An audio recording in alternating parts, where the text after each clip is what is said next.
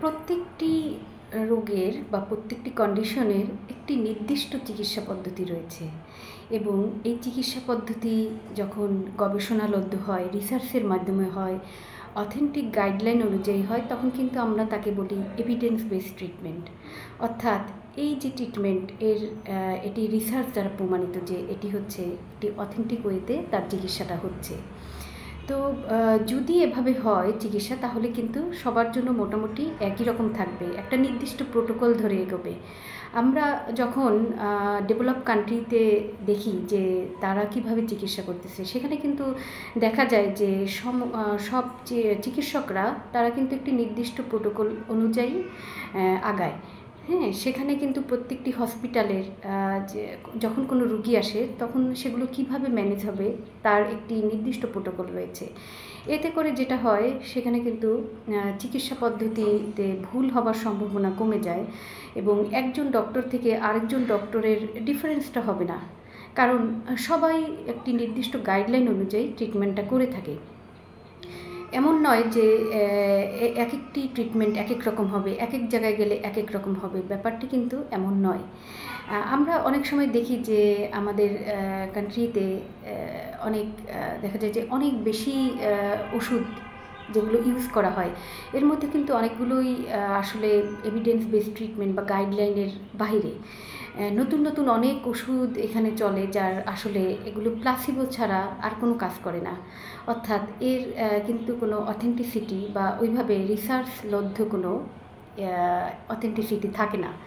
তো এই ধরনের ট্রিটমেন্টগুলো যদি দেওয়া হয়, ইনভেস্টিগেশন, এই ধরনের ওষুধ, এগুলো আসলে পেশেন্টের উপর একটি ফাইন্যান্সিয়াল বার্ডেন হিসেবে কাজ করে এবং এটা কিছুটা অনেক সময় যে বাড়তি ওষুধ যেগুলো কাজে লাগে না, অনেক সময় ক্ষতির কারণও হয়। তো বিশেষ করে যে অ্যান্টিবায়োটিকগুলো দেওয়া হয়, যদি ইনফেকশন না থাকে, যদি কোনো অথেন্টিক কোনো কজ না থাকে, এখানে অ্যান্টিবায়োটিক দিয়ে কিন্তু আমরা আসলে আমাদের নিজেদেরও ক্ষতি করছি। আমরা অনেকেই জানি না যে আমাদের দেশের অনেক অ্যান্টিবায়োটিক কিন্তু কার্যত অকেজো হয়ে গেছে। আমি সৌদি আরবে থাকার সময় দেখেছি যে তারা এখনও একেবারে প্রাথমিক অ্যান্টিবায়োটিকগুলো দিয়ে কাজ করছে, যেমন অ্যামোক্সিসিলিন। অথচ আমাদের দেশে কিন্তু এখন অনেক থার্ড জেনারেশন অ্যান্টিবায়োটিকও অকেজো হয়ে গেছে। এর কারণ হচ্ছে এই যে যথেচ্ছ ওষুধের ব্যবহার। কোনো কারণ ছাড়াই একজন ডক্টর ওষুধ লিখে দেয়, যদি ওষুধ এরকমভাবে লেখা থাকে, কিংবা পল্লী চিকিৎসক, ফার্মেসির লোকজন যদি তাদের নিজেদের মতো ওষুধ লিখে দেয়, তাহলে কিন্তু এটি আসলে নিজেদেরই ক্ষতি করা হয়। তো এই যে অথেন্টিক গাইডলাইনের বাহিরে যে যখন কোনো চিকিৎসা দেওয়া হয়, যখন কোনো ইনভেস্টিগেশন করা হয়, চিকিৎসা দেওয়া হয়, তখন সেটা পুরোপুরি অকেজো হয়ে যায়। এটা তো কাজেই লাগে না, বরঞ্চ অনেক ক্ষতির কারণ হয়। কিংবা যেই উপায়ে যেভাবে যেই স্টেপ ফলো করে চিকিৎসাটা দেওয়া দরকার, সেইভাবে যদি ফলো না করা হয়, সেখানে ভুলের সম্ভাবনা অনেক বেশি থাকে।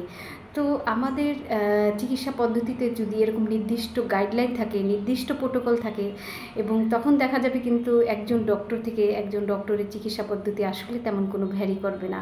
সবাই একটি নির্দিষ্ট অথেন্টিক চিকিৎসা পদ্ধতি ফলো করবে, সেখানে বাড়তি যে ইনভেস্টিগেশন বা বাড়তি ওষুধ দেওয়ার কোনো স্কোপই থাকবে না।